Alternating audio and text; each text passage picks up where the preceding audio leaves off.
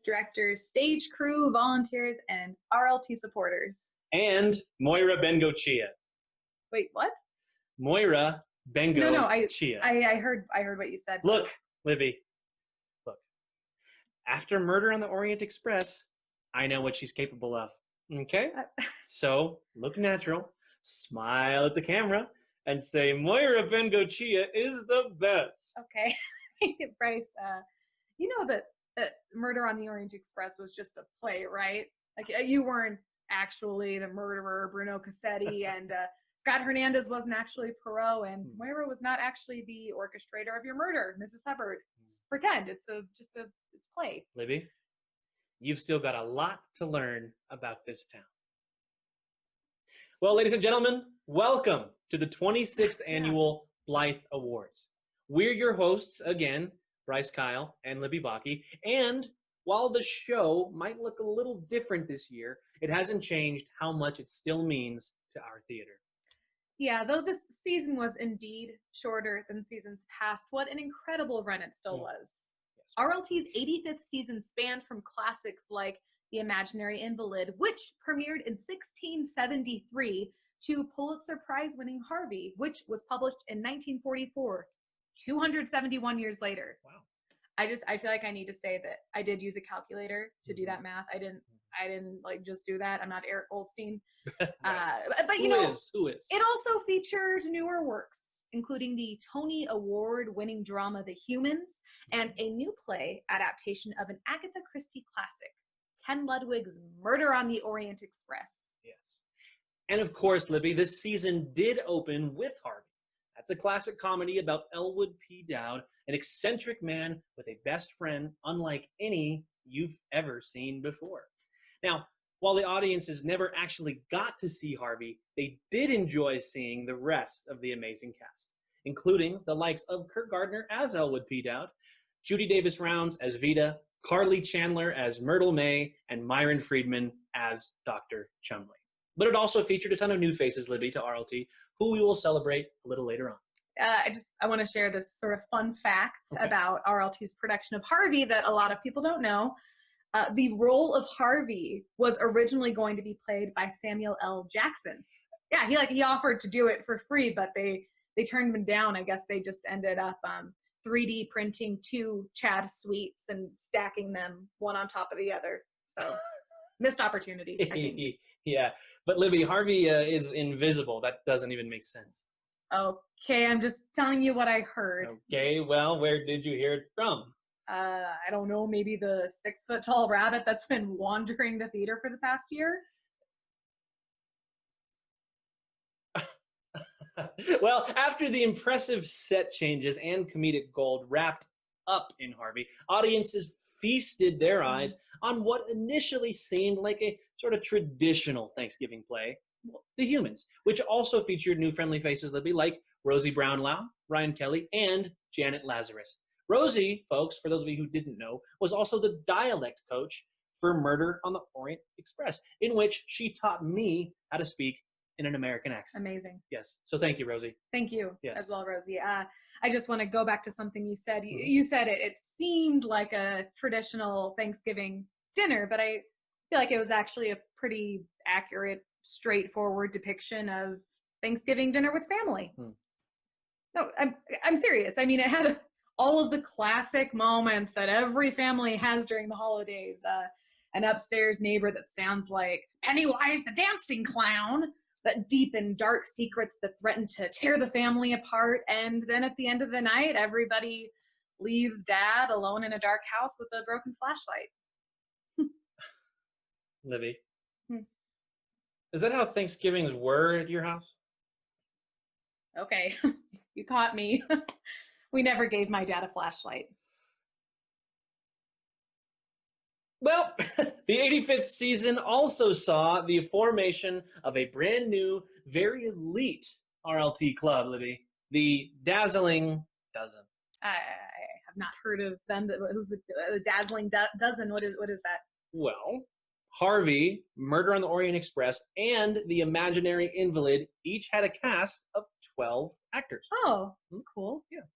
But I mean, why don't we have a club that everybody can be part of. I don't know, like RLT's 85ers Club, our 85ers of RLT, our RLT Club 85ers, or it's just something with those four. I think I hit all the combinations of those four words. But why don't we do something everybody can be involved in? Sure, keep talking. Let's hear more. Okay, we can include all of the main stage shows, of course, from the season, and the virtual shows. Porridge Gate, FU Aristotle, Abby and the Admiral. Okay. Yes, good idea. Well, in that case, Libby, we should also include the shows that were aired on Ghostlight TV, right? I mean, the 24-hour Play Festival. What a difference! The more people on board, the better. Oh, on board. Speaking of being on board, Murder on the Orient Express started the year off with some Jamie Lee Curtis worthy screams, Madeline Bennett, a cabaret of crazy characters, and it even had its own MFC. Yeah, it's MFC. What is that? Okay. Mustache Fight Club. Yeah, every Saturday night, Scott Hernandez, Calder Temple, Jeff Chamberlain, and Scott Sarney, guys with mustaches in the show, their mustaches would just go beat the hell out of each other in the back parking lot. It was crazy. Well, I had a mustache as well. Why wasn't I invited? Awkward. You're going to have to take that up with Scott Hernandez's mustache, which he still has. Don't worry. It's not on his face, but it is still in his house. That is a true story. I'm not judging, but he does still have the mustache. I don't know how he did it. Probably black magic was involved, but he still has it. Just want to reiterate that's true. Well, black magic or no, and to be fair, Libby, it was a pretty glorious mustache. It was beautiful. Yeah. It was beautiful. Now, folks, while Murder on the Orient Express was the last show to enjoy its full run in the 85th season, we'd be remiss to proceed tonight without giving a major shout out to the production of The Imaginary Invalid, who were only able to perform their show for a single night due to the COVID-19 pandemic. But don't worry, that's not the last you'll hear about them tonight. Oh, I'm not sure if that's hopeful or ominous. Oh, welcome to 2020. Touché. Well, folks, while you'll still see a lot of familiar stuff in the show this evening, like the Snap Awards, we have some fun new stuff too. Hey, and speaking of the Snap Awards, and though we're not in the theater together, please still snap. Yeah. Hey, let's all, just in case anybody forgot during the pandemic, let's all do a few warm-up snaps, just the middle finger and the thumb. There it is. A bit of that. Very good. Good. Hey, folks, if you snapped, please let us know by commenting in the YouTube chat. Right there. But don't lie. Don't lie, okay? Don't say that you snapped if you in fact snipped. Yeah, and just flip side, don't say you snipped if you actually snapped, because that's not cool. It's not that's cool. Not cool. So, speaking of the chat feature, though, feel free to comment there throughout the night, reminisce, tell jokes. Unless you're Victoria Blandford, you cannot tell any jokes. No jokes. I think they will break YouTube. So there's a YouTube filter for jokes. Blandford. There are no jokes. But yeah, go ahead, give the chat function there a try. No pressure. Talk about how great we are if you want. Whatever. We won't see it. We can't see any of it. No, we can't see it. Oh. Huh. Okay. Well, okay. I thought just wrap it up. Thought the belts looked nice. I thought the belts looked nice. But before we get on with the show, everyone, Libby and I have a little song we'd like to sing to set the mood. We're not doing the late song. Summer Night's Dream. Okay, we said we weren't doing the song. Okay, we're gonna do the song. Just hold tight. We will be right back. Okay. All right. Okay. Here we go. It's that time of year that we call the Blythe Awards, when we come together and put away our swords. It's a night of magic, fairies, trolls, and elves. On this late summer's night dream, we celebrate ourselves. Okay. There was a brief moment the show could face its doom, but instead we filmed it mostly on iPhones and Zoom. So though it isn't perfect, it is pretty close. Write in the YouTube comments how much you love it. We won't say you're a brown nose, sir. We won't say you're a brown nose, sir.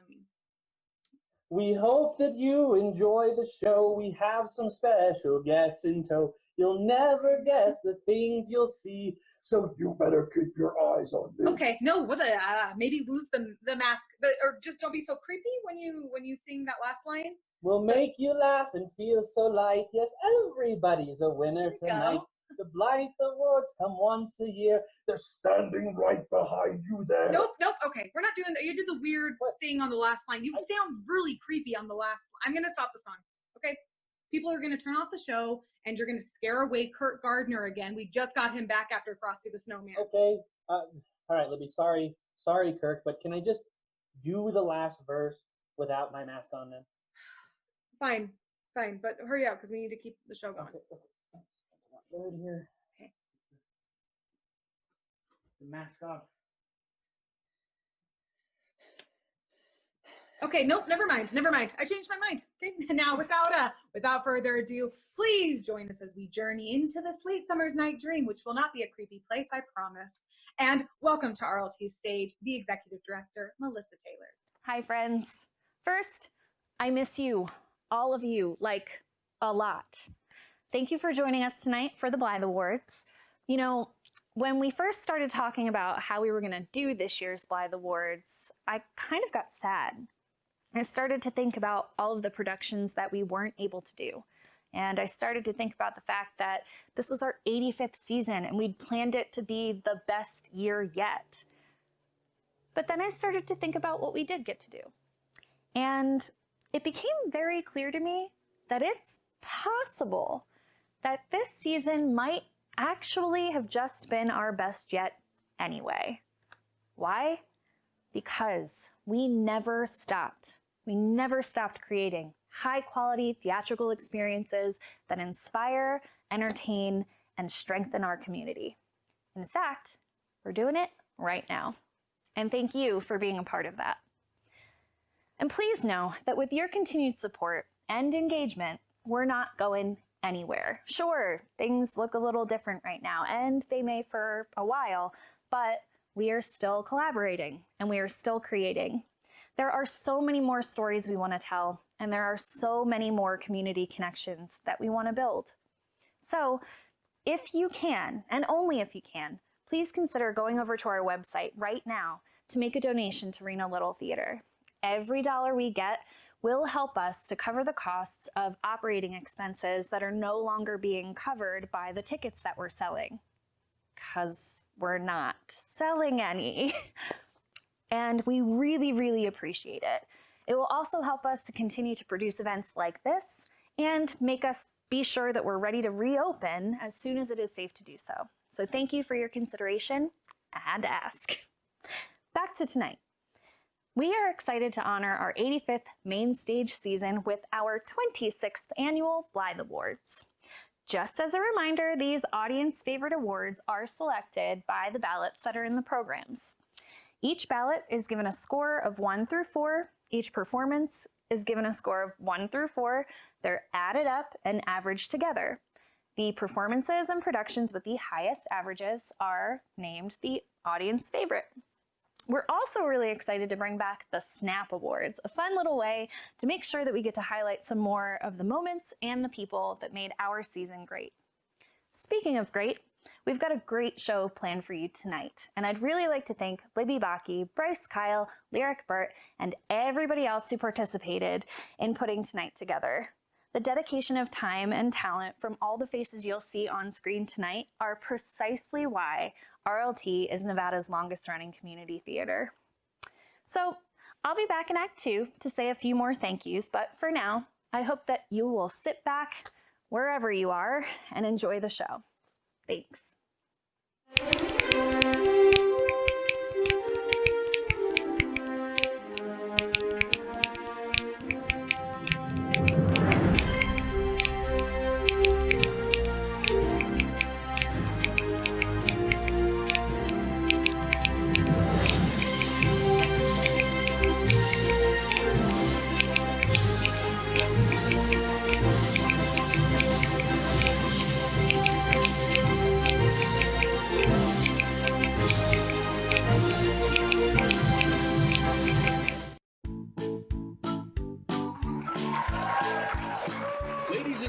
welcome to everyone's favorite game show, What the Hell Happened at the End of the Humans? The show where we examine, under close inspection, what actually happened at the end of this emotional roller coaster that was the humans. As the character of Eric, played by Bob Gabrielli, walked through a doorway and into an incredibly bright light, audiences were left wondering, wait, what? Was it aliens, hallucinations, or just creepy neighbors? Did somebody slip something in to the Thanksgiving turkey? Was the lady who lived upstairs actually the nun from The Exorcist 3? Well, tonight we're going to find out just that. I'm your host, Bryce Keil, and joining me tonight is the cast of The Humans. We're going to help us find out What the hell happened at the end of the humans? Oh, I guess we should have practiced a little more before we did that one. Now, our first contestant tonight is the guy who once tied a double Windsor knot while singing a solo in Next to Normal. Our dear friend and first-time RLT actor, Ryan Kelly. Thanks for having me, Bryce. Of course, my friend. Now, for those of you who didn't watch the show, and I really hope you did, or this section won't make any friggin' sense, Ryan portrayed Richard, the token boyfriend character intended to exacerbate Bridget's familial struggles. Well, Ryan, it's time. Are you ready? Might as well be, yeah. Good. Then, Mr. Kelly, tell me, what the hell happened at the end of the humans? I was off stage for a lot of it. Of course. I can tell you what the back of the wall looked like. Oh yeah, that. Okay, so he's been having these dreams. 9/11 factors heavily into his worries about his family. He being Eric, the father, and he's been having all these weird dreams and visions. He's worried about his family. He can't protect them. He can't provide for them. And the last time he felt that vulnerable was on 9/11 because there was nothing he could do. There was no way he was going to get back to his daughter, who was, he for all he knew, she was dead. He's been seeing this faceless woman, which is, representative of the, the ash-covered victim that the fireman's carrying away that was wearing her suit and thought it was her, and it was really wild and all that. And then he has, Richard has his whole Technicolor Dreamcoat moment where he's trying to go through all the dreams and everything, and he says something about how going through tunnels or caves can be somehow representative of changes or forceful decisions or something. I mean, I have the script right here, but why bother? I think that it's maybe a metaphor. That he is realizing that his family is kind of grown beyond what he can control, and that he has to learn to kind of love his daughters from afar and let them be the women that they are. And he has to find a way to repair what's happened with his wife so they can become sort of like a new, married unit in the wake of infidelity and indiscretion and stuff like that. So I think it's a metaphor for that, or he's going into the light beyond, maybe. I don't know. Wow. That was actually very, very, very insightful, Ryan. Thank you for that. Very well thought out as well. Now, if I were a judge, I'd be inclined to agree with you, but alas, Ryan, I'm not. I'm not tonight. So let's now turn to our judge this evening, the esteemed director of The Humans, Mr. Chad Sweet. Chad, is that what happened at the end of The Humans? Well, Bryce, I'm going to go back to how Ryan started his answer, which is to say that he spent a lot of time off stage. I'm going to say that he spent maybe too much time off stage. I don't know what he was doing back there. Maybe he was drinking. That would be my guess. So I'm going to say that his answer was patently false. I mean, it's just wrong. Aww. Ooh, I'm sorry, R. Kelly. Looks like that's not what happened at the end of The Humans. Thanks for playing. Now get the hell out. Just kidding. Well, stay tuned, folks, because up next we have Brittany Carpenter and her take on what the hell happened at the end of The Humans.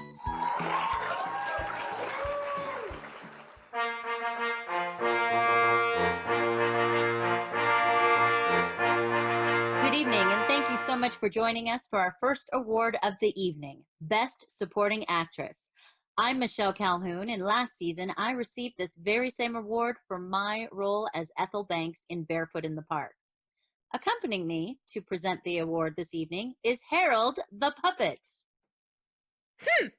And also joining us this evening is Harold.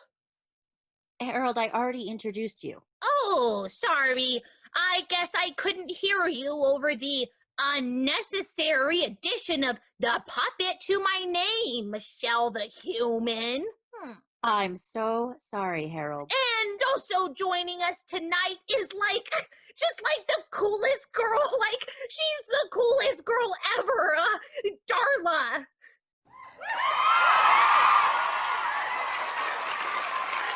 Wait, Darla can't speak? Oh, Darla prefers the written word to speaking, and tonight she has graciously offered to reveal the winners of each category. Wait. So the name of the winner is going to be in her mouth. Well, that's a little bit weird, isn't it?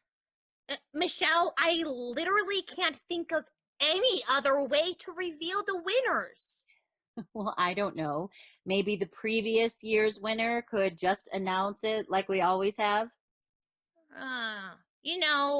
You don't see me criticizing your culture for some of the weird stuff you do, like taking showers and sleeping. You're right, Harold. So tell me, what do puppets like to do instead of showering and sleeping? Be careful what you ask. You might not like the answer. Okay. All right, let's just move on. Now, while the word awards is in the name of this show, this night is about so much more than that. It's about coming together to celebrate another beautiful season of Reno Little Theater. But this season was different than others, because in March of this year, there was an alien spaceship that descended over northern Nevada, and the aliens came out and said, let's make theater totally virtual for an indeterminable amount of time. Harold, I don't think that's exactly what happened. Michelle, can I speak to you privately for a moment? Sure, but I think they're still going to be able to hear us. Keep your voice down. Can't we pretend for just one night that everything is okay in the world and everybody is happy?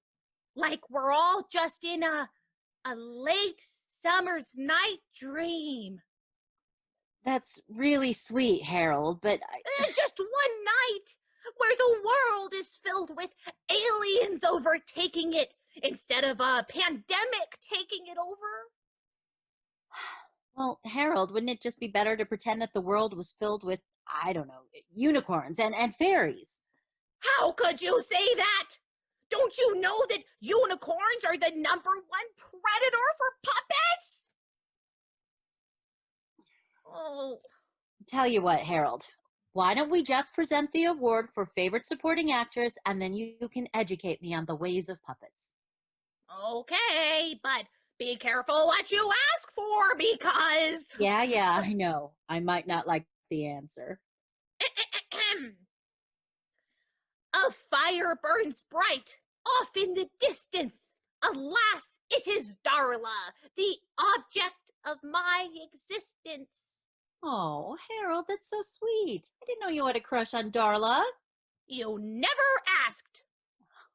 Well, let's go ahead and cut over to Darla, who will be presenting the award tonight from inside of her mouth.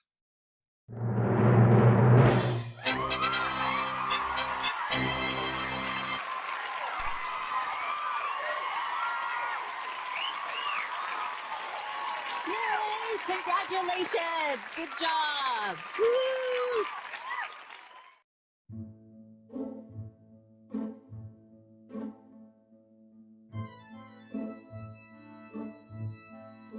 The 9 Lives Killer was the terror of my nightmares and the destroyer of my dreams. 9 years ago, I left my small village of Ville des Chats with only a ball of yarn and a dream to become a great detective. But the first real case I ever worked would make me question all of that. In the span of 9 days, 9 innocent villagers were killed in Le Petit Village. But then, the killer disappeared without a trace. Years passed, and we thought that the 9 Lives killer must be dead. But then, 9 years later, I received an urgent letter from Rongier, my dear friend and the mayor of Le Petit Village, that made the hair on the back of my neck stand up. I knew I must go back to Le Petit Village, the place that had haunted me for nearly a decade, and I must go right at that moment, for I was not the greatest detective in fictive France.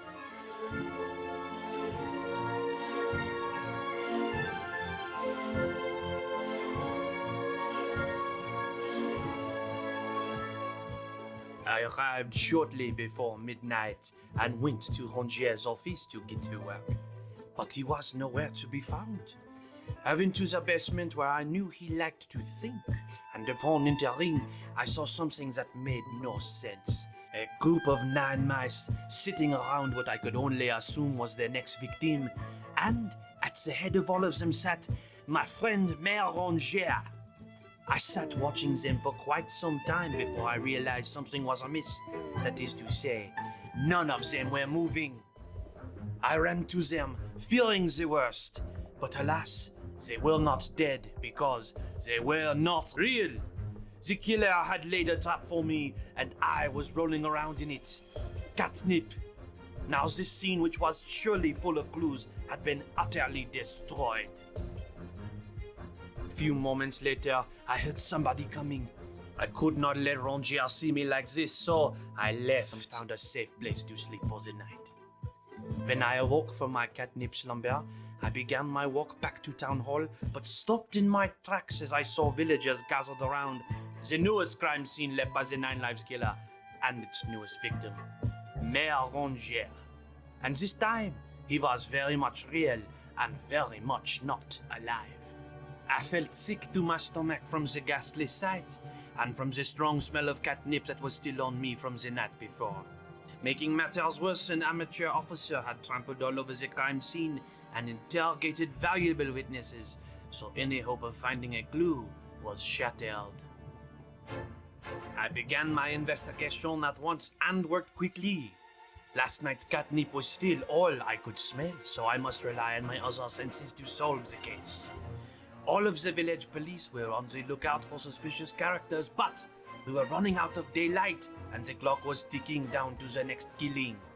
I started with Rongier's sleeping quarters, and I saw that he had been deep into the investigation himself. Passports open, books and food everywhere, but nothing more to help me. But wait, what was this? This OM was the key to my investigation. At that moment, I heard somebody at the door to Rongier's house, but as I went to open it, I was hit by another wave of last night's catnip. I felt as though I would be sick and ran as fast as I could to the roof to relieve myself in the Lou de Liter. But as I arrived, another wave of catnip was quickly followed by an indistinguishable smell. Blood. I had uncovered the clues that I had been looking for all along, and I knew exactly who had put it there. How had I not seen this before?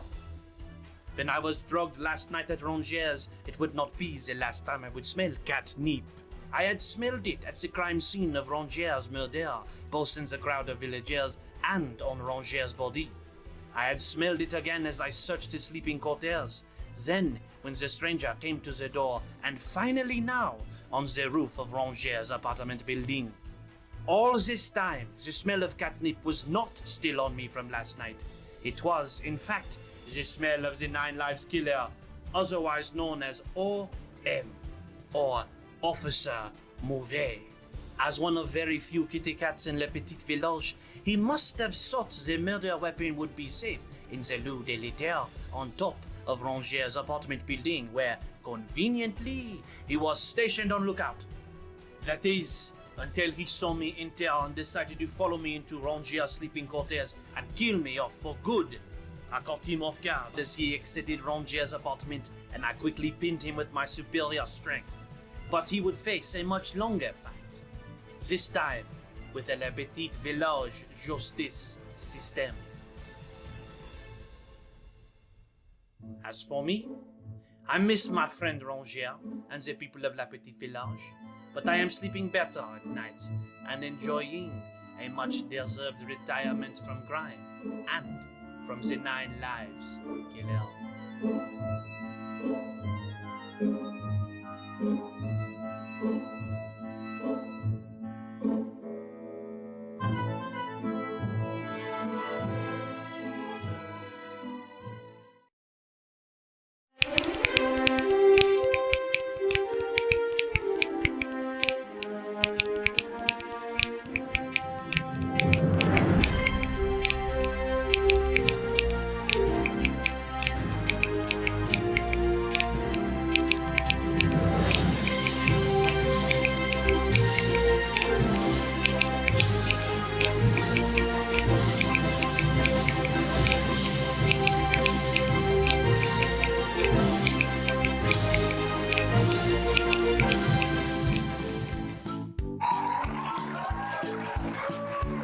Welcome back, everyone, to What the Hell Happened at the End of the Humans. I'm still your host, Bryce Keil, and it's my great pleasure to introduce to you Brittany Carpenter, who is not actually a woodworker, but who did portray Bridget, the younger sister who tried just a little bit too hard all the time to impress her family.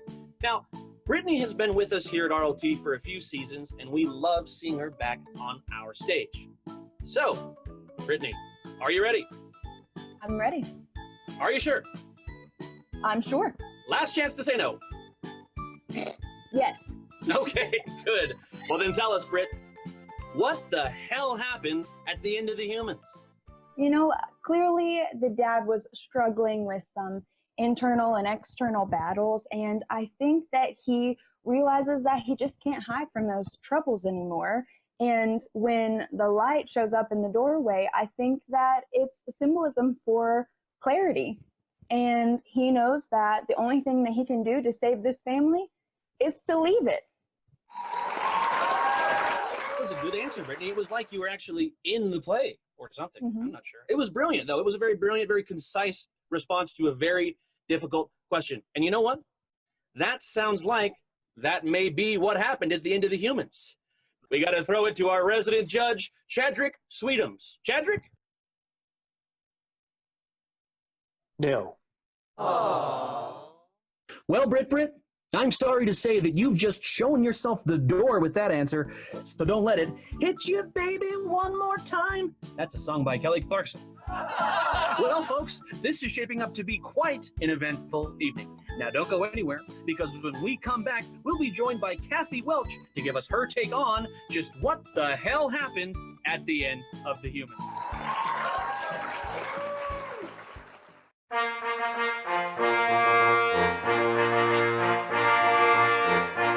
Welcome back for our second award of the evening, Favorite Supporting Actor.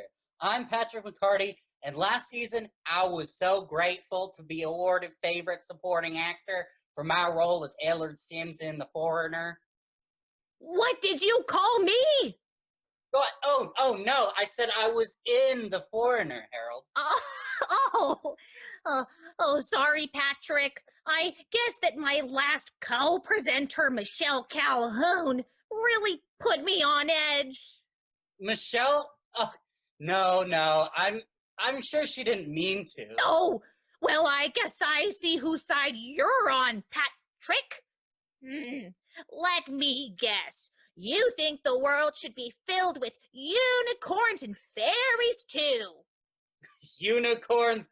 Oh no, Harold. Everybody knows unicorns are the #1 killer of puppets. You know, you're not so bad, Patrick. Thanks, Harold. Can I call you Harry? Patrick, can I speak to you privately for a moment? Oh, yes, of course. Since we're picking nicknames, can you call me Harold, friend of aliens, conqueror of unicorns, seducer of Darla, arch nemesis of Michelle Calhoun, and mother of dragons. Wow, that's a real mouthful. But, why not? Yes! And without further ado, here is Harold, conqueror of unicorns, seducer of Darla, friend of the aliens, arch nemesis of Michelle Calhoun, mother of dragons. Oh, and mother of dragons. No, close enough. Yes. Sweet like honey, pretty like a rose. Let's hear from Darla, who is the only one who knows.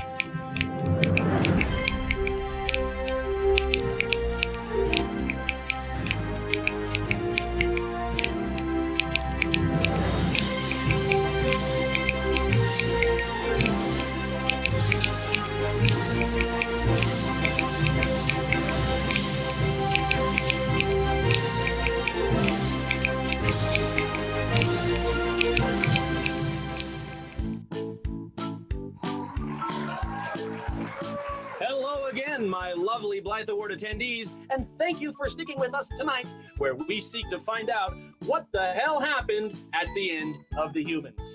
Joining us next is a face that we've seen on our stages many times, with a laugh that rings out across the Washoe Valley, and a woman who has played my mother several times, Kathy Welch. Now, for those of you who don't know, and again, I really hope you do, or this segment will be lost on you.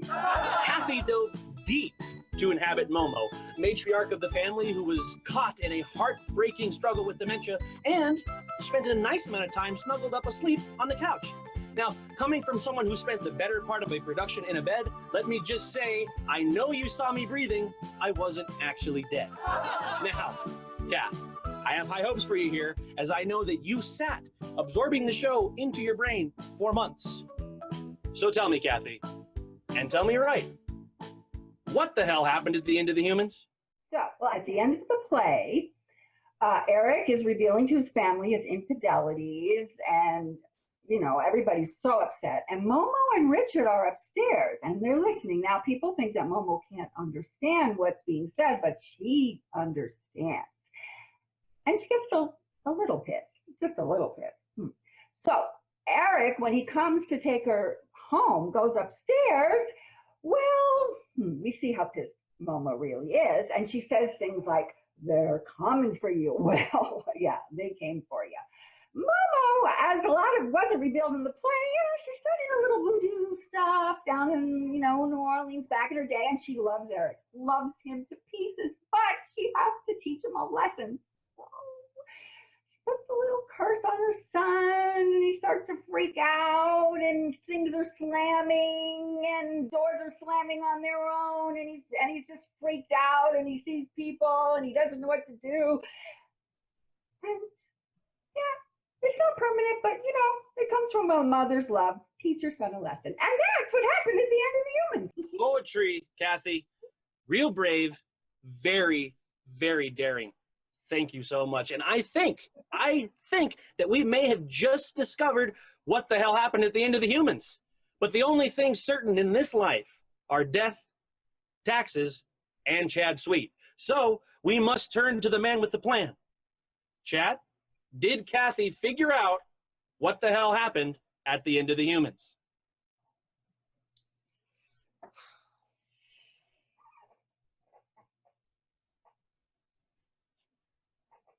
Aww. Kathy, now I thought you had that one nailed, but unfortunately, Mr. Sweet has deemed that you hit the street. Well, folks, we're about halfway through now, but we're still no closer in learning what the hell happened at the end of the Humans? Don't go away, because up next we have Janet Lazarus coming your way. See ya.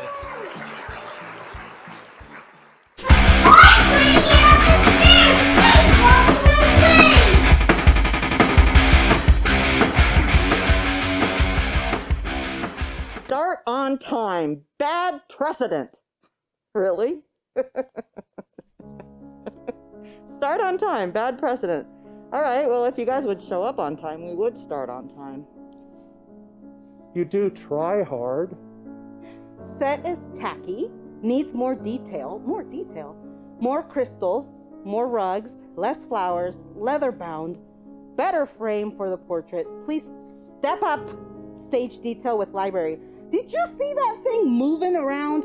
You wanted more detail and that thing was moving around. Wonderful set design.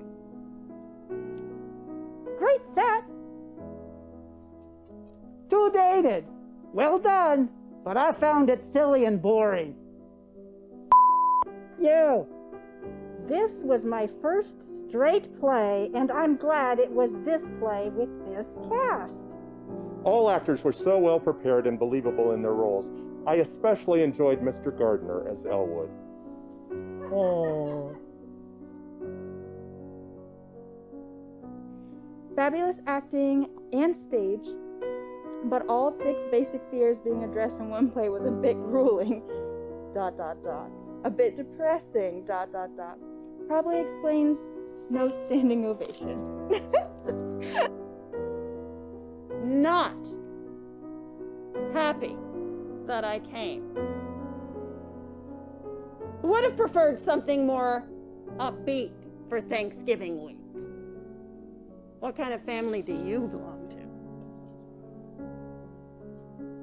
We'll hope you might do matinees.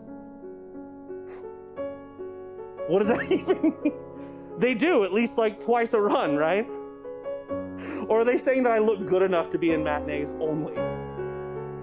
Ooh, because that, you know, I got a mirror. I get it. Thank you. More Brit. Brit was amazing. This play was excellently performed, but the content was a little dark. I was hoping for some comedy.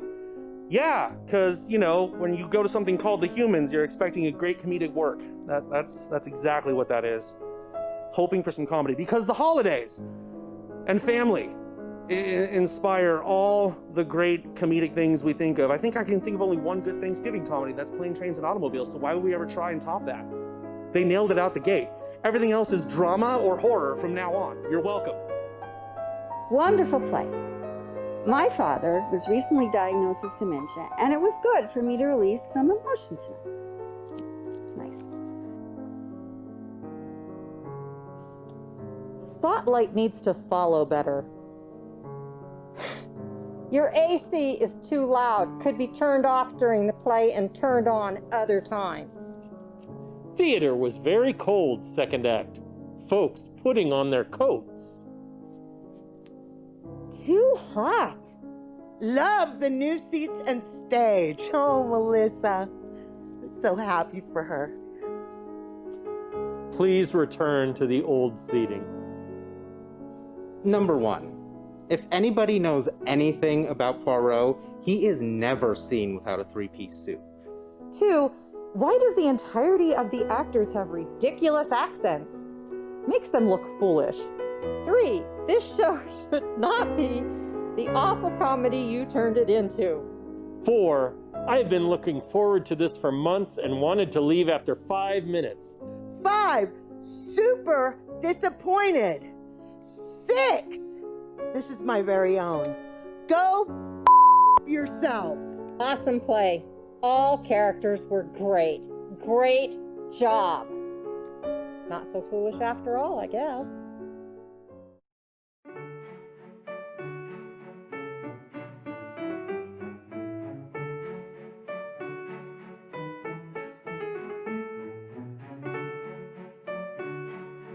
Every few years, Chad gets on stage and reminds us that he's just as talented on stage as off. Shout out to the 3D printer, Max, who worked as many hours as the cast and crew did making those masks and giant syringes. Great props design. I was so happy I was one of the lucky ones who got to see this fantastic show. Such a talented cast, I enjoyed every minute of it. It's my favorite theater experience ever. Chad's beard is a character unto itself. Fabulous direction. Really thoughtful and so much fun.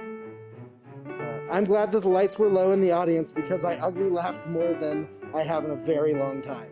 I didn't know ugly laughing was a thing, just ugly crying. I didn't know Chad could jump that high. Is that a short joke?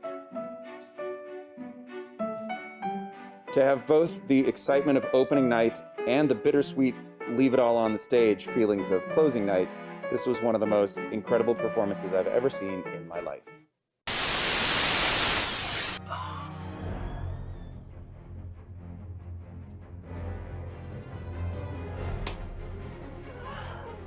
You fools!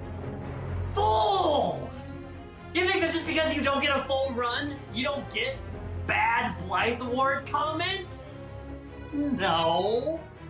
Suck on this juice box. Mmm. Delicious. Now here's some bad Blythe Award comments read by the people you thought you could trust, the stage managers. Suck it, imaginary invalid. I was not convinced by the set. When I looked around me, I saw people sitting in seats, and it was very clear that we were still in a theater. I thought theater was supposed to transport you. Disappointed. Oh. It was very obvious that the character of Bonifay and Beeline were committing adultery behind Argon's back. Why didn't they show that part? Our imaginations can only go so far.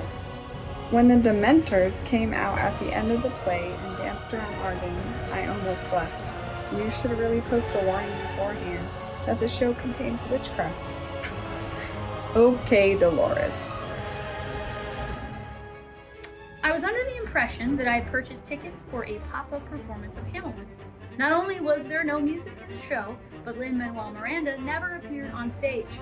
False marketing. Guess you will never be satisfied. I liked RLT's old seats much better. Now when I have to go to the bathroom 5 minutes into the show because I didn't go beforehand, I have to cross a whole row of people and then walk down 200 steps. And then when I finish my drink and I have to go pee again right before intermission starts, I have to cross that same row of people again and walk down all those steps again. Very inconvenient. I couldn't hear any of Riley's lines from way up there in the tech booth. This seems like a major oversight. In fact, for any show I've seen at RLT, there's always somebody up in that damn tech booth and I can never hear a word they say. We get that a lot. Loved RLT's production of Cat in the Hot Tin Room. I like Chad's beard. I wanted to pull on it like I do with Santa Claus at the mall to see if it's real. I tried to pull on it after the show and Chad said, "Please don't do that." Very rude. Will not be returning to this theater. Somebody's on the naughty list. I told a really funny joke right before. That's why he's God. laughing so Hey, hard. everybody. We hope you enjoyed the show so far and getting swept away in this late summer's night stream on YouTube. Yeah, we're going to take a 10-minute intermission. So refill your drinks, get in line for the bathroom, and try to think of that really funny joke I was saying that made Bryce laugh so hard. Good luck. I'll give you a hint. It was a knock-knock joke.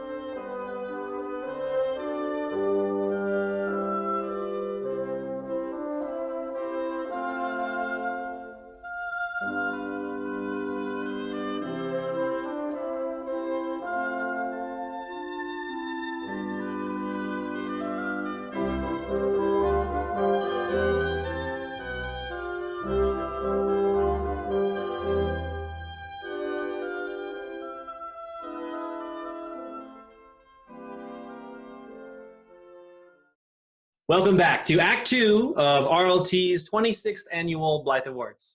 Now, without further ado, please welcome back to the virtual stage, Melissa Taylor. Hi again. I told you I'd be back with a few more thank yous. While we are really focusing on performances and productions tonight, there are a ton of people that deserve recognition for their contributions to this theater. And I'm going to do my best, along with my notes, to make sure that I thank as many of them as possible right now. First, thank you to the RLT board. During this unprecedented season, I want you all to know that RLT's board of directors has given endlessly of their time and talent right now. They want to ensure the longevity of this organization, and they are so dedicated to making sure that that's the case. We've met bi-weekly for the last 6 months, and they've answered every call and every email that I've thrown their way, and they can tell you that's a lot. So, Maxine, Audie, Deanna, Jeff, Moira, Nettie, Amy, Anne, David, Scott, and Sherry, thank you. You guys really are the unsung heroes of this organization. Next, I'm sending love and gratitude to the RLT staff. That includes you, Lyric, and TL Solutions. This team is quite honestly the best we have ever had. They give and they give and they give. And I really, really miss you guys. Thank you to the RLT volunteers, those of you that have donated your time to usher, to hand out tickets, to sell concessions, to help with data and paperwork, or the mailers, your favorite. Thank you to the folks who serve on committees like Play Discovery Committee, Play Selection Committee, and the really fun ones like Budget and Finance and Governance and HR. Thank you to the Education Committee and to our guest teaching artists who help our education program inspire and educate the next generation of performers and the audience members of tomorrow. Finally, thank you to the tech volunteers who work on props, costumes, sets, and who work tirelessly behind the scenes. Thank you to our production staff members, including our amazing stage managers and designers, and a very special thanks to last year's accent coach, Rosie, and our intimacy coach, Audie. Thank you both for helping us to level up. I hope I haven't missed anyone. Feel free to shout out your thank yous in the comments, because I'm sure that there are many other people who deserve praise right now. There are so many people that give energy to this place, and in turn, truly make our community better. I hope you know that. I hope that you know that when you give your time to this organization, you're really giving it to each other. And that does not go unnoticed, and it doesn't go unseen, especially now, because guys, this world needs what we do. It needs more of what you do. So thank you. Now go laugh at the Blythe Awards because I'm crying. Enjoy.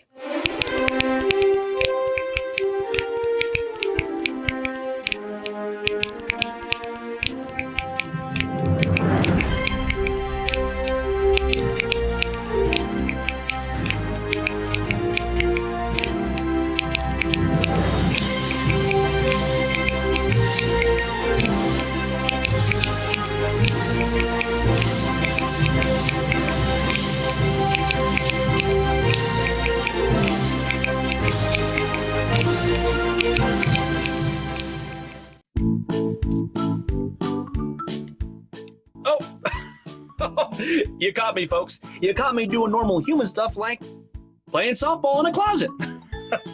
Hey, thanks for sticking with us tonight, folks. Now, you've all been so patient, not that you have any choice in the matter, but yet we're still no closer in learning what the hell happened at the end of the humans.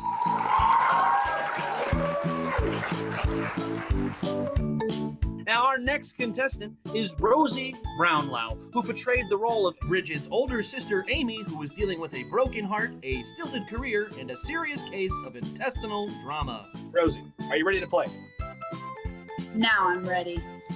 Sounds good, Rose. Well, will you indulge us, please, and explain just what the hell happened at the end of the humans? So I think this play is a time capsule that's intended to preserve anything and everything that has to do with being human for when we are no longer on this planet, right? You see us all in this basement. We're dealing with everything beautiful and wonderful and terrible, everything you could ever possibly deal with as a human being. And we're making oblique references to these man-made disasters that are happening outside the basement, climate change fueled hurricanes, we got 9/11, but we're too preoccupied with being human to actually deal with it in any meaningful way. Think about it, the play is called The Humans, it's not called The Blakes, it's not called The Americans. And I think the light at the end of the play represents the end of the world. Now, on a personal level, I have a lot of hope for the Blakes. They're a tough bunch, they're resilient, they love each other fiercely. And seeing the light of day, seeing the truth standing in a new normal is really scary and it's really disorienting. But I have full faith that the Blakes will come out of all of their personal troubles and out of this new truth bomb that's been dropped. And they'll come out of it even better than they were before. Rosie, I need to tell you that I've heard a lot of answers tonight, and I can say without question that that one was just as good as the others that came before. But it's not up to me, Rosie. I wish it was, but I'm not in charge. The man with no tan says what goes and what does not. So, Rosie, let's see how you did. Chad, does Rosie know what the hell happened at the end of The Humans? Chad? Sorry. I was just watching the Great British Bake Show, something that has more to do with the end of The Humans than what Rosie said. No, sorry, Rosie. Sorry, Rosie. Now, here I was thinking that we may have finally been onto something when Che Sui had to put the kibosh on yet another wonderful answer. Well, folks, they say that every rose has its thorn, and it looks like you just pricked us all with that one. Brown laugh. That's funny. That is funny. Folks, will we ever learn what the hell happened at the end of The Humans? Stick around to find out.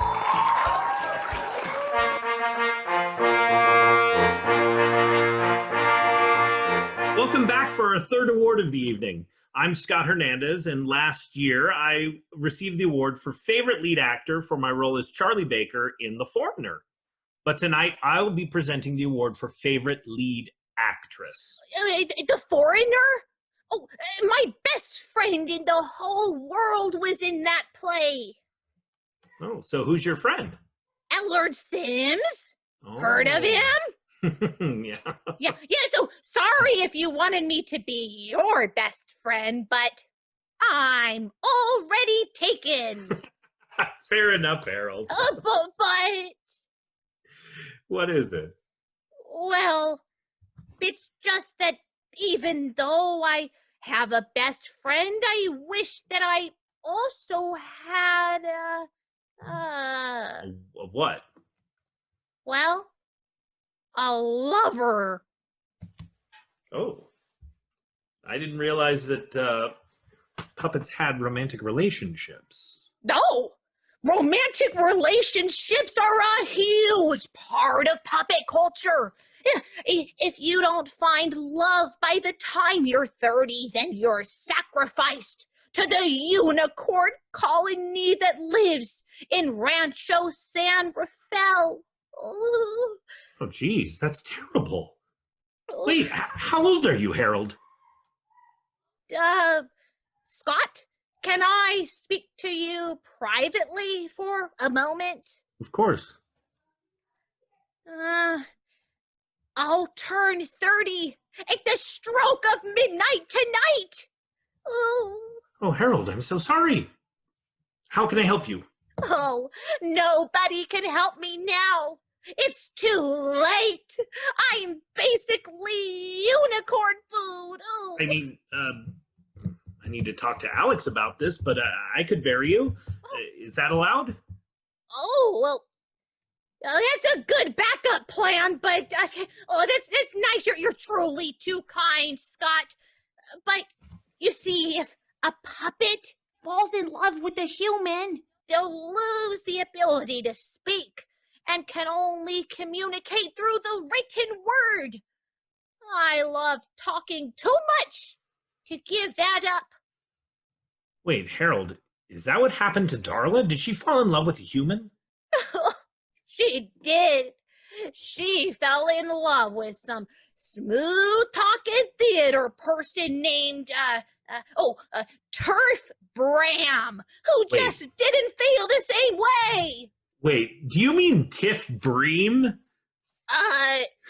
No, I'm pretty sure it was Turf Bram. That sounds like Tiff Bream. I think I'd know who the puppet I'm in love with used to be in love with. Harold, I'm so sorry. I'll try to brainstorm more ways to help you out, okay? Don't give up. Okay, thanks, Scott. All right. So without further ado, please join Harold and I in... Scott, wait! Come here! Okay. And yes, tell you, conqueror and his nemesis of... All that? Yeah. Okay. Well, without further ado, please join me and Harold, friend of aliens, conqueror of unicorns, seducer of Darla, arch nemesis of Michelle Calhoun, and mother of dragons in announcing the award for favorite lead actress. With my last few hours, I have but one wish: to find out the winner and give Darla a kiss!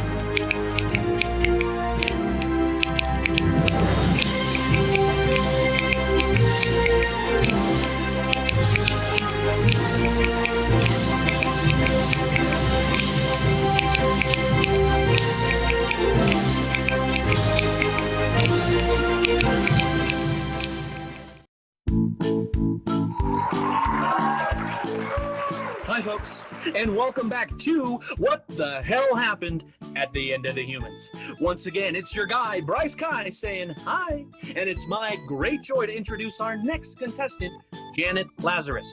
Now, Janet normally keeps busy working over at the Sierra School of Performing Arts, but she graced us this fall with her performance as Deirdre Blake, the mother of the girls and professional passive-aggressive religious comment dropper. Janet, do you know the rules of the game? Does it really matter? Great.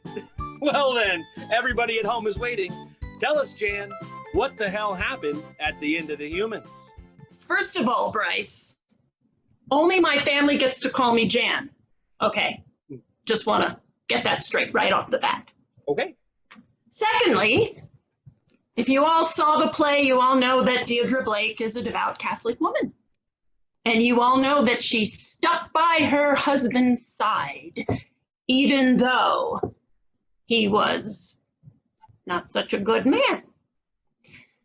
Now, Deirdre may have convinced everybody that she was a loyal, good woman, but we all know that a woman doesn't let things like this go. So what happened at the end of the play, she's actually in cahoots with the woman and with the cart, okay? She set this whole thing up because she wants revenge. And by God, she's gonna get it. She's gonna drive Eric crazy. He's gonna start thinking he's seeing things and hearing things that nobody else is hearing. And he's gonna just go insane. And so Deirdre is laughing under her tears, laughing. Because it's working. And actually, she's dug a hole outside the door, a big, deep hole. So when he walks out, he actually falls into the hole and dies.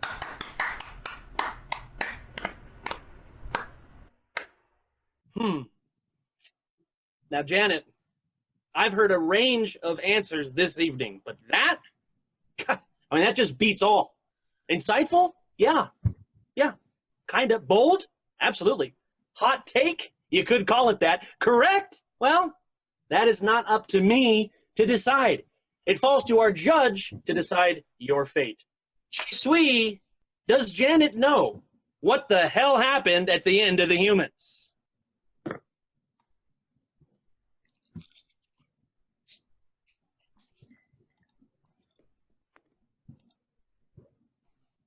No! God, no! Jeez. Just when I thought I had a guy figured out, he throws that one at me. Oh, God. Jan Laz, I'm sorry, but that is not what happened at the end of the Humans. Now, we really appreciate you being here tonight, but based on that answer, you'll never work in this town again, kid. It's all coming down to the wire now, folks. We're running out of contestants, and yet we're still no closer in discovering what the hell happened at the end of the Humans. Won't you come back and join me? I'll be here because my contract dictates that if I leave the show early, a small device that was implanted inside of me will explode. We're having fun. See you after the break.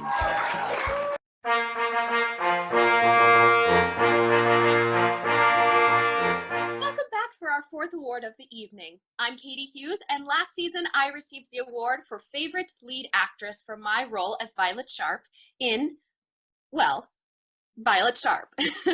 But tonight I'll be presenting the award for Favorite Lead Actor.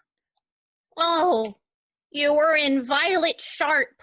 I heard it was hilarious.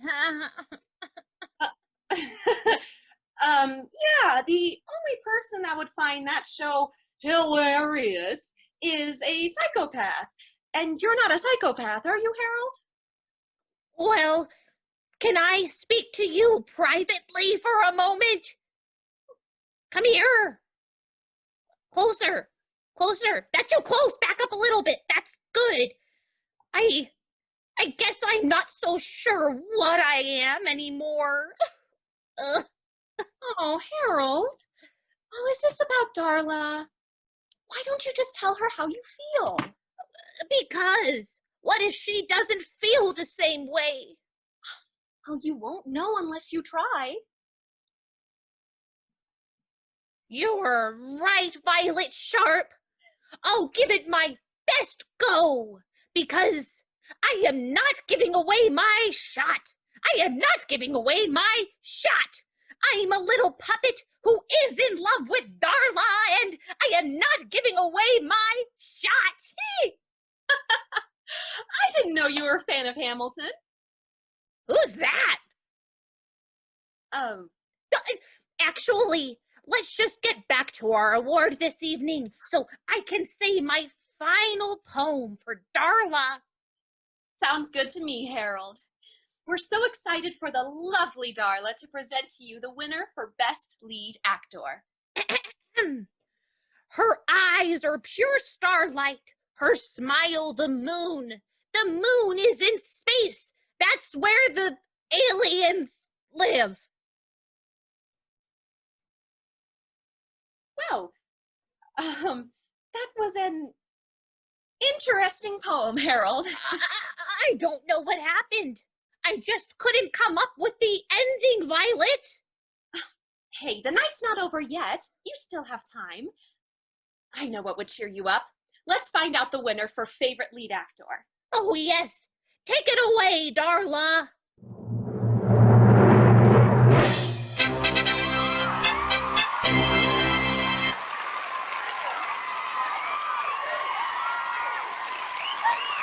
I'm so happy for you! Congratulations! Yeah! Woo! Oh, well, howdy, folks. You caught me with my cowboy hat on. Oh, ladies and gentlemen, now we have had quite a night together. We've been eagerly trying to figure it out, and yet, even with answers straight from the human's mouth, we're still no closer in learning what the hell happened at the end of the Humans. But fret not, dear audience, as we've saved the expert on the subject for last. A one, Bob Gabrielli. Bob, I've been waiting a long time for this moment, sir. How are you this evening?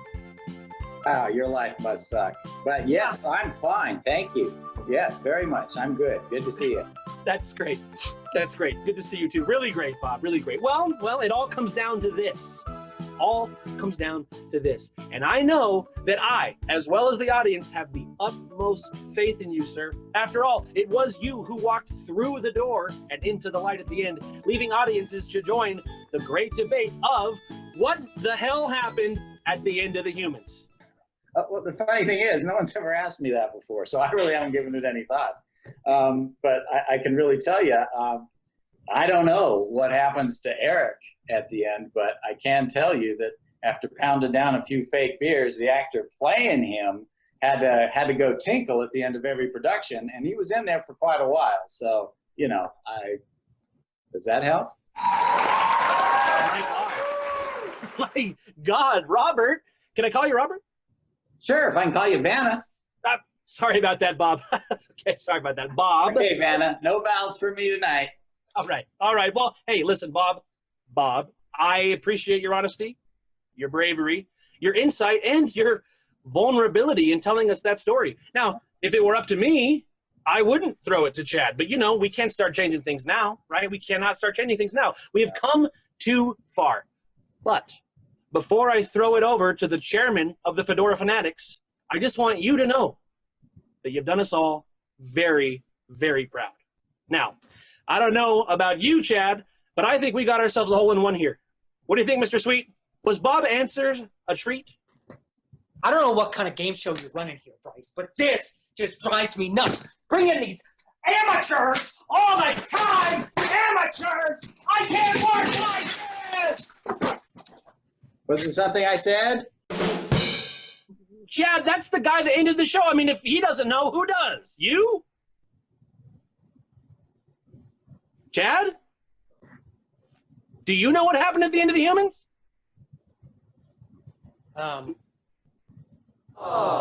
Seriously? Chad, I mean, what was the point of us even doing this, man? I mean, God. Okay.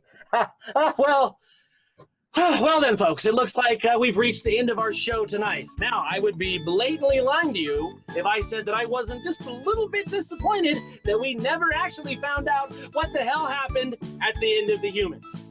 Nonetheless, let me take this opportunity to express my gratitude to all of our contestants tonight who were part of such a incredibly brave, powerful, and moving production. All right, hold on a second, folks. Yeah, no, it's been wait. Seriously? Seriously? Really? Oh, okay. Yeah. No, patch him through. Okay, well, folks, it looks like we've got a late arrival to the show this evening. Now, I'm really excited. I am really, really excited because I thought we might never learn what the hell happened at the end of the humans. God, you are in for a treat, folks. Whew. Okay, without further ado, without me just rambling on here, it is now my pleasure to introduce to you the equivocal star of this season. Everyone, please welcome Harvey. How are you tonight, Harv?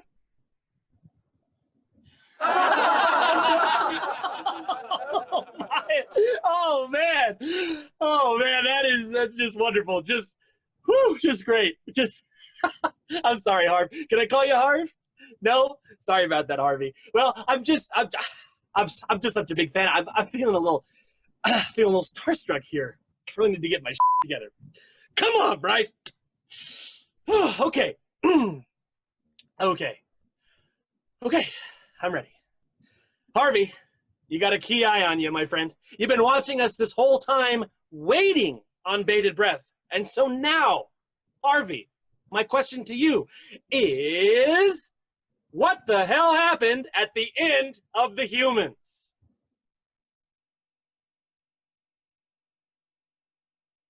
I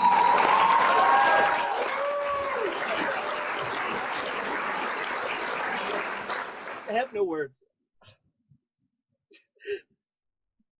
To think you could put something so difficult and challenging into such eloquence, it's brilliance, sheer brilliance. To think it was all so simple.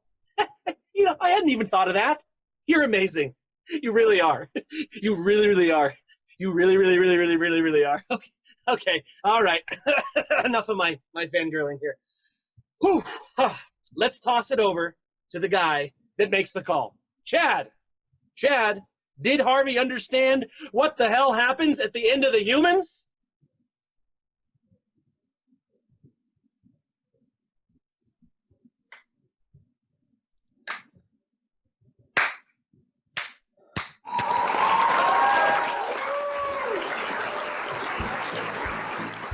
Hey, folks, we have a winner! Hooray! Harvey, your prize for winning is... sorry, hold on just a second. What? Are you kidding? You're kidding me? We don't have a prize? Okay, yeah, no, I guess I will tell him. Thank you. Harvey, it looks like we forgot to actually come up with a prize. Harv, I'm so sorry. I'm sorry. Can you ever forgive me?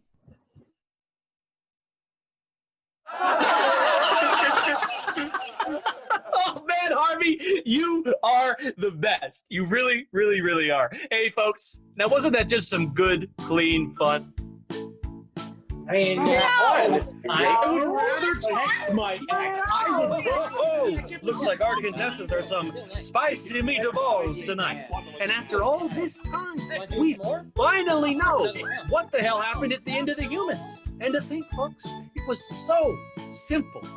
Well, I feel relieved. I feel refreshed, and I'm ready to call it a night.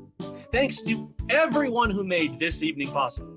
Thanks to R. Kelly, Brit, Kath, Jan, Rose, Bobby, Chester Cheetah, and of course, Harvey, for making this a night I will soon not forget, and for putting the long-standing debate to rest of What the hell happened?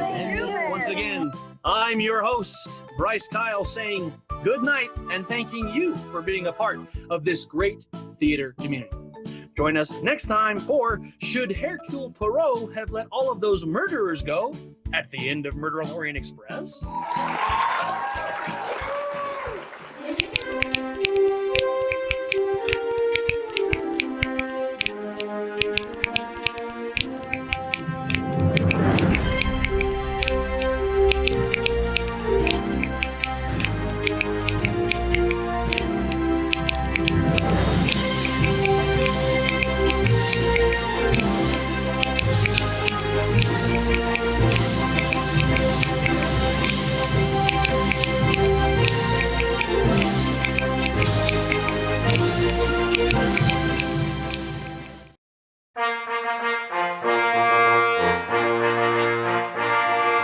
Welcome back for our final award of the evening.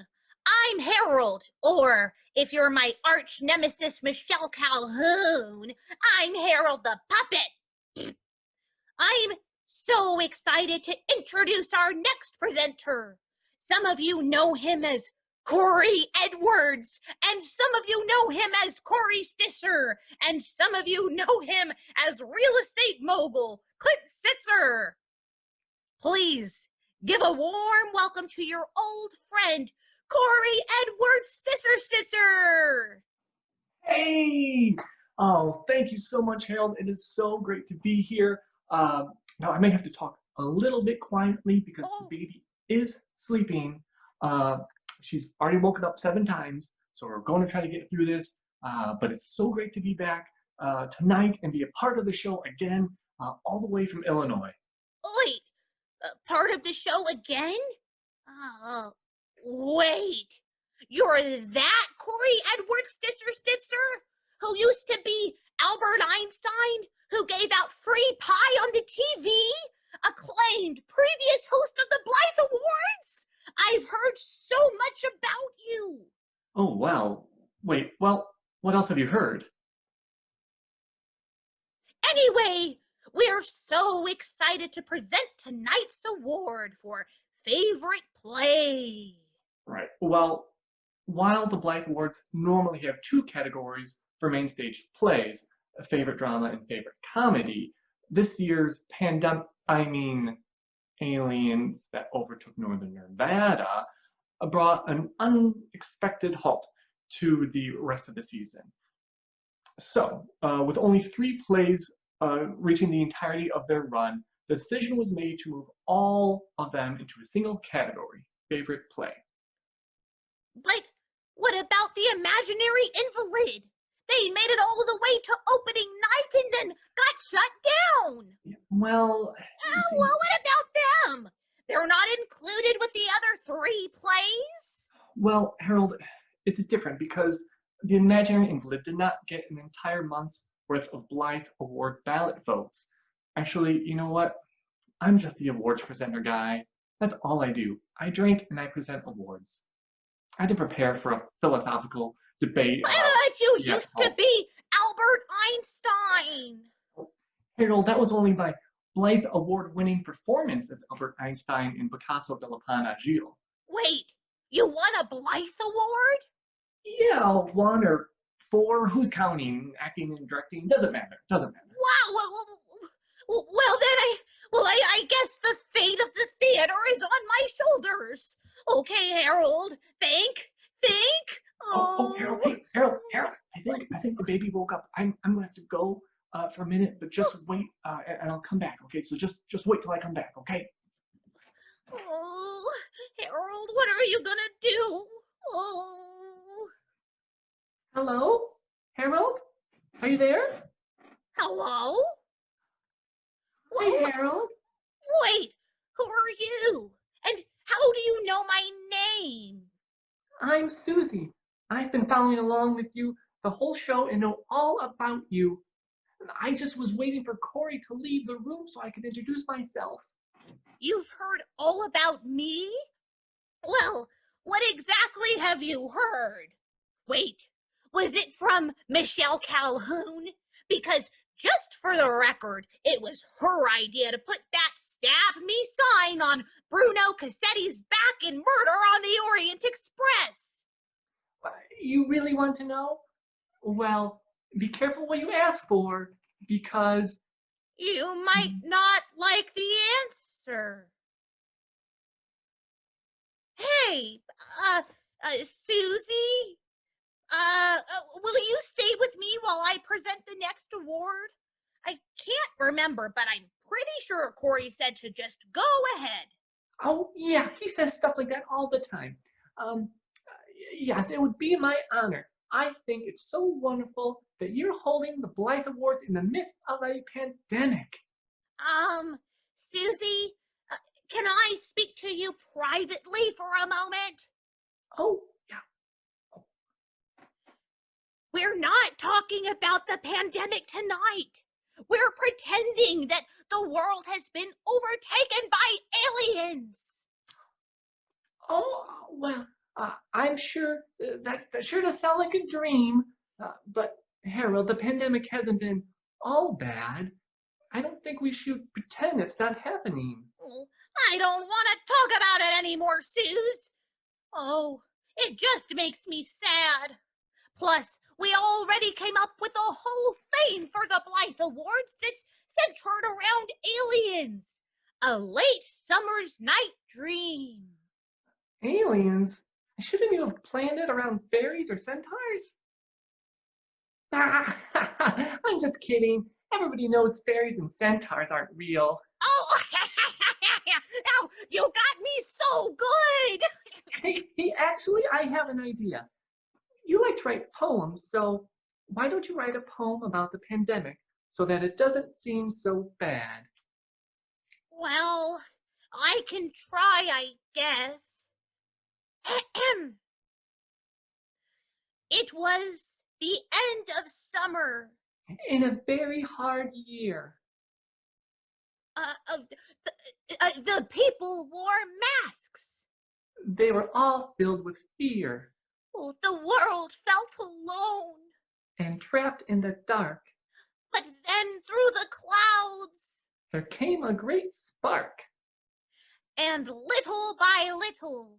They all found their way. Back to each other. But in a different way. They found their laughter. their hope and their art, They found new connection. even when worlds apart. Some dreams are good, And some dreams are bad, but this late summer's night dream. is the best we've all had. Suze, I feel like I've known you forever. I've never felt this way before. I know we just met, but Harold, I think I love you too. Waka Waka! Illinois, here I come! Corey's coming back. Corey's coming back, but before he does, I have an idea for that other play that didn't get its full run. Can I speak to you privately for a moment?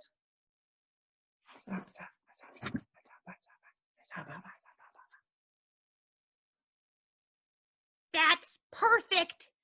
I'll see you soon, Susie Sunshine. Harold, oh, I'm sorry. Thanks for waiting. I'm sorry it took so long. Oh, Corey. I can't believe you waited. Oh, it was so worth it. Okay, well, let's get right to it. Folks, the award for the favorite play goes to...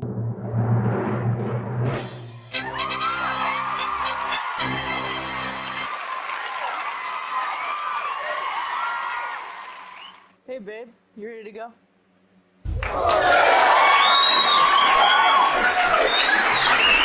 Hi again. It's me, Harold, from before.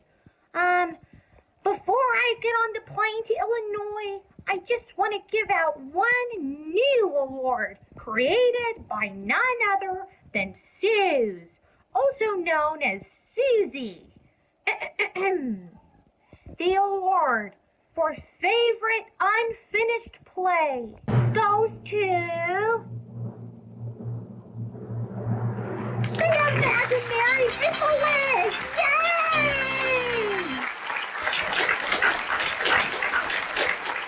Ladies and gentlemen, it has been such a pleasure to host this evening's Blythe Awards and to celebrate RLT's 85th season with all of you. Congratulations to each and every one of you winners tonight. Now, I meant what I said at the beginning of the show during my creepy song. We're all winners tonight, truly. And as Shakespeare once wrote, though we be but a little far from each other, we are close to, or something like that. It was something along those lines. I might have been a word or two off. But finally, we'd like to send all of you off on your evenings with just one last bit of magic.